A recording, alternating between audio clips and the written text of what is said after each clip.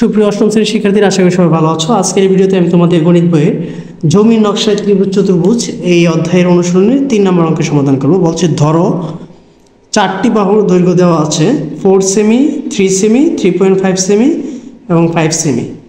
যে কোনো একটি কোণ দেওয়া আছে 60 ডিগ্রি। চতুর্ভুজটি অঙ্কন করো। তাহলে একটা চতুর্ভুজে এখানে চারটা বাহু দেওয়া আছে। চারটা বাহু, একটা হচ্ছে 4, একটা 3, একটা 3.5, একটা হচ্ছে 5। তাহলে আমরা মাপগুলো আগে এখানে নিয়ে নিই। চারটা বাহুর মাপ নেই। প্রথম নিব হচ্ছে আমরা 4 সেন্টিমিটার। তাহলে 0 থেকে ধরবো হচ্ছে 4 পর্যন্ত। ঠিক আছে, হচ্ছে 4, তারপরটা হচ্ছে 3, তারপরটা হচ্ছে 3.5,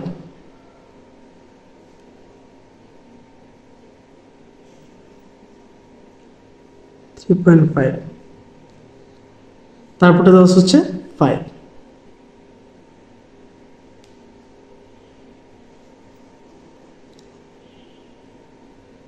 ঠিক আছে, প্রথমে আমি মাপগুলো আগে নিব। ধরে নিব হচ্ছে এখানে এ, এটা হচ্ছে এ, এটা হচ্ছে বি, এটা হচ্ছে সি, এটা হচ্ছে ডি। তাহলে এর যে মাপটা এটা হচ্ছে 4, বি এর যে মাপটা ছিল এটা হচ্ছে 3, সি এর যে মাপটা এটা হচ্ছে 3.5, ডি এর যে মাপটা এটা হচ্ছে 5। ঠিক আছে, এবং বলছে কি এর একটি কোণ কত ডিগ্রি? 60 ডিগ্রি। তাহলে একটা কোণ আঁকবো যার মাপ হচ্ছে 60 ডিগ্রি।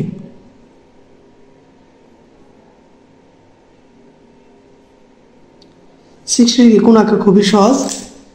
বেশ এবং ব্যাসার্ধ কি সমান থাকবো, অর্থাৎ আমি যে মাপটা নিব এই মাপে যদি ব্যাসার্ধ হয়ে যায়, ব্যাস এবং ব্যাসার্ধ যদি সমান হয়, এটাই হয়ে যাবে হচ্ছে 60 ডিগ্রি। এবার আমি যোগ করে দিব। তাহলে এটাকে ধরলাম হচ্ছে কোণ এক্স। কোণ এক্স সমান হচ্ছে 60 ডিগ্রি। তার মানে আমরা লিখতে পারি যে একটি চতুর্ভুজের কি দেওয়া আছে? চারটা বাহু দেওয়া আছে এ, বি, সি, ডি এবং একটি অন্তর্ভুক্ত কোণ এক্স সমান 60 ডিগ্রি দেওয়া আছে। চতুর্ভুজটি আঁকতে হবে। তো কিভাবে আঁকবো? প্রথম হচ্ছে যে কোনো একটা রশ্মি নিব। আমি চিত্র আঁকাটা এবার দেখাচ্ছি বা অঙ্কনের বিবরণ। প্রথম হচ্ছে যে কোনো একটা রশ্মি ধরলাম, যে কোনো একটি রশ্মি বিই নিই। এবার এর সমান করে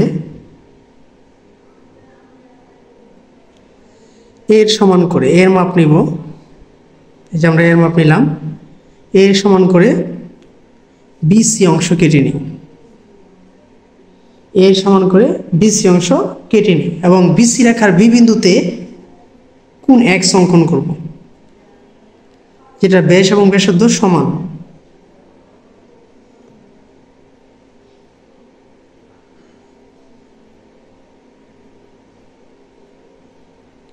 ঠিক আছে, আমরা বি বিন্দুতে কোণ এক্স অঙ্কন করতেছি।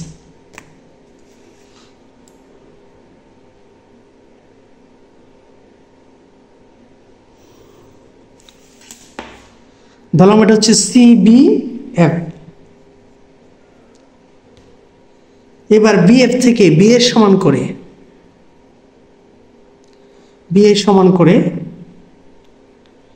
বি এ অংশ কেটে নিই। অর্থাৎ এটা কাটলাম হচ্ছে বি এর সমান করে, আর এটা কাটছে হচ্ছে এ এর সমান করে। যে অংশ দিয়ে কাটবো এটা অবশ্য স্মল লেটারে লিখে দিব। এবার এ এবং সি কে কেন্দ্র করে আমার এখানে দুইটা বাহু বাকি রয়ে গেছে, একটা হচ্ছে সি, একটা হচ্ছে ডি। তাহলে এ ও সি কে কেন্দ্র করে সি এবং ডি, প্রথম হচ্ছে সি এর মাপ নিব। সি এবং ডি এর সমান ব্যাসার্ধ নিয়ে দুইটি বৃত্তচাপ আঁকি। সি এবং ডি, ঠিক আছে।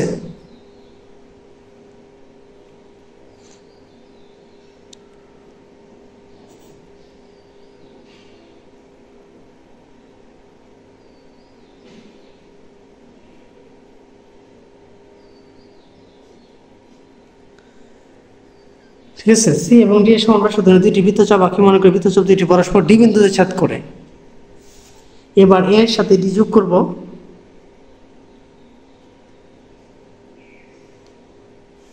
আর সি এর সাথে ডি যোগ করব।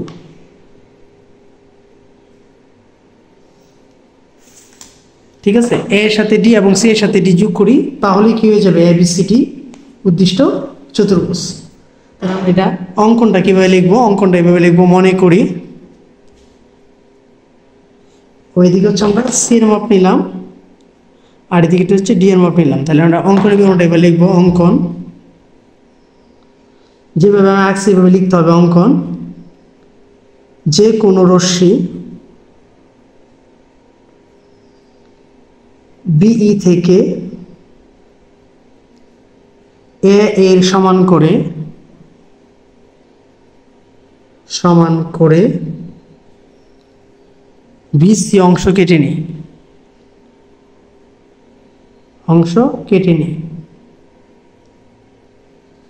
নিই, এবং B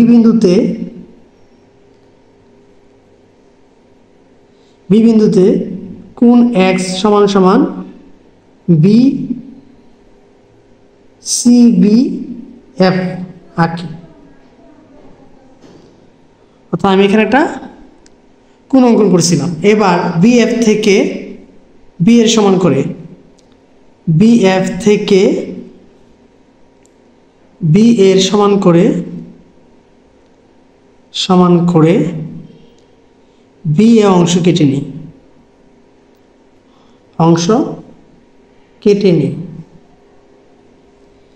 A O C K কেন্দ্র করে, এ কমা সি কে কেন্দ্র করে সিডি এর সমান ব্যাসার্ধ নিয়ে, সিডি এর সমান ব্যাসার্ধ নিয়ে দুইটি বৃত্তচাপ আঁকি। যা পরস্পর ডি বিন্দুতে ছেদ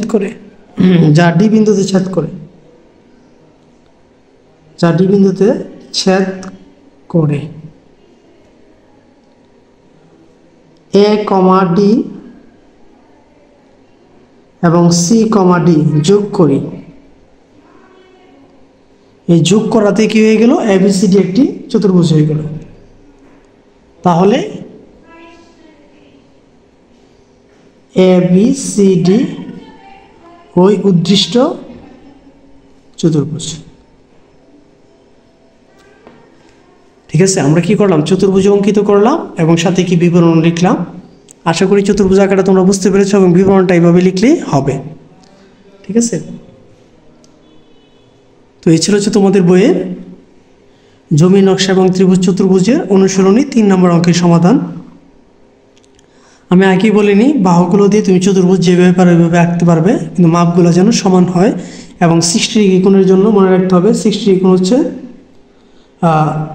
মানে যে কোনো 60 ডিগ্রি, যে কোনো দুটি বাহুর অন্তর্ভুক্ত কোণ ধরে চতুর্ভুজটিকে আঁকা সম্ভব। তুমি যে কোনোভাবে এই দিক দিয়েও 60 ডিগ্রি কোণ ধরে আঁকতে পারবে, এই দিক দিয়েও 60 ডিগ্রি কোণ ধরে আঁকতে পারবে। মানে যে কোনো বি বিন্দু সি বিন্দু যে কোনোতে কি করা যাবে, 60 ডিগ্রি কোণ আঁকা যাবে।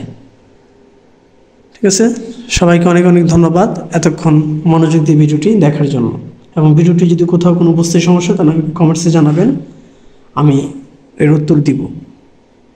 সবাইকে ধন্যবাদ।